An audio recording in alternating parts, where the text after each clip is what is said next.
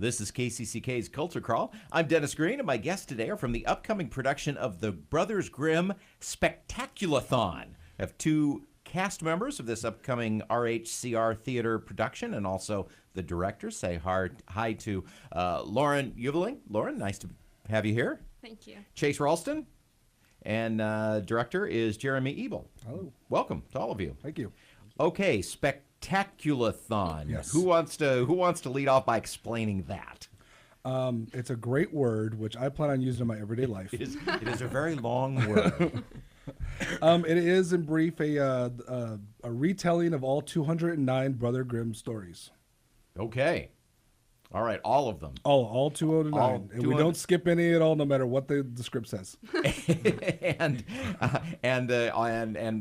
so it's an 11-hour show. Right, yeah. Play on the weekend. No, it is a 2-hour show, full length, with an intermission. That's important.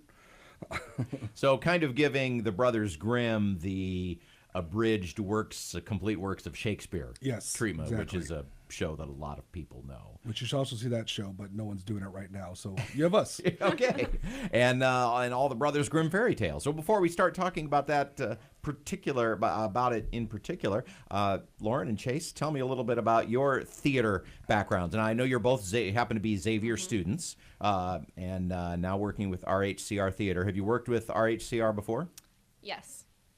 Yes, I have. I was in Beauty and the Beast last summer, and that's the only show I've done here. Okay. And I was in The Wizard of Oz 2 years ago. All right. And I am guessing that because we're trying to do 209 plays in 2 hours, perhaps you each play multiple roles? She does. I do not. Oh, really? I play Only narrator. Oh, you're the okay. You're the narrator. Mm-hmm. And how many parts do you play, Lauren? Okay.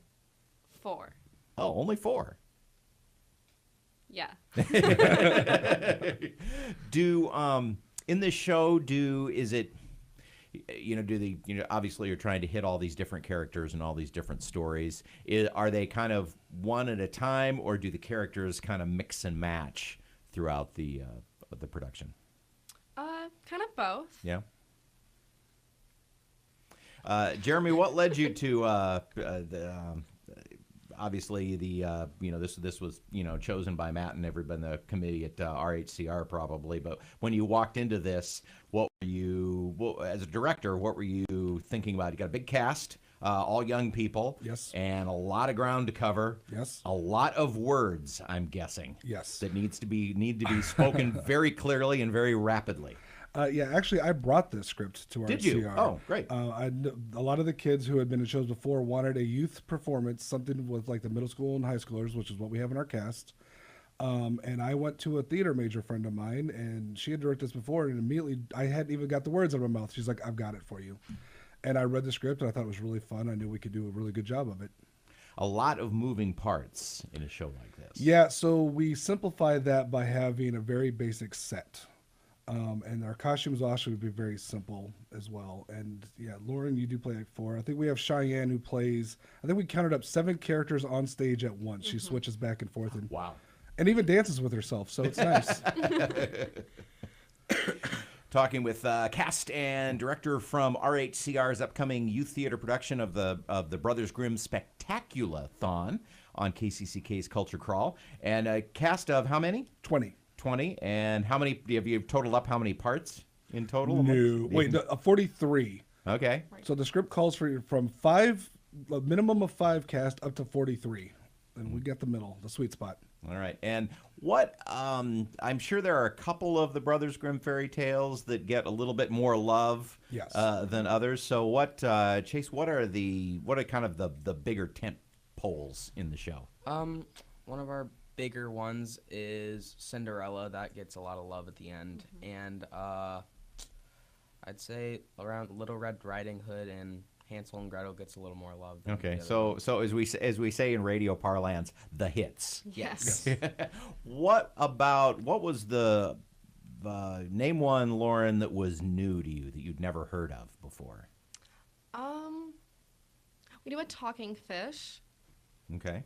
Which is like a talking fish curses a fisher girl into a witch. Like you do. Yep. Yeah. And what was the most unusual or the weirdest one? Okay, let's take the talking fish out of it.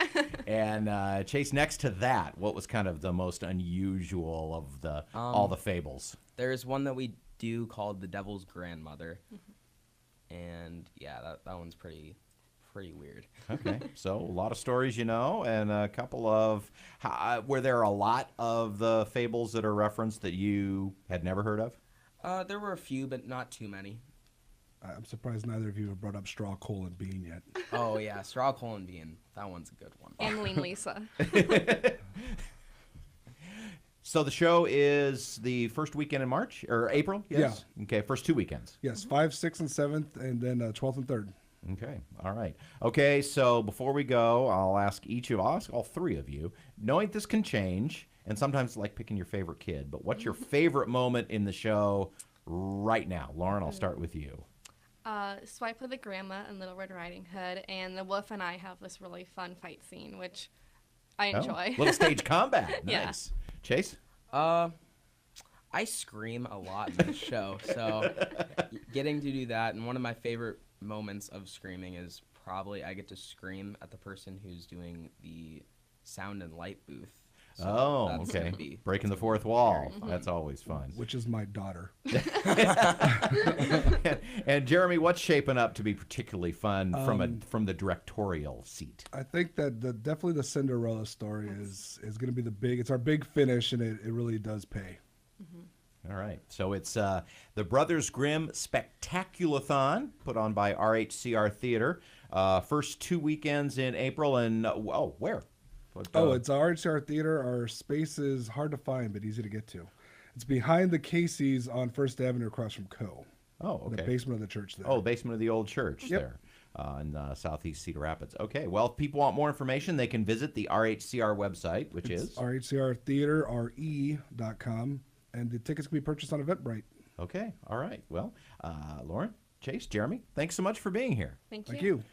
You can hear the Culture Crawl every Thursday and Friday at 10:20 on the radio, or download the podcast. Listen on your own schedule at using your favorite podcast app or at kcck.org/culture.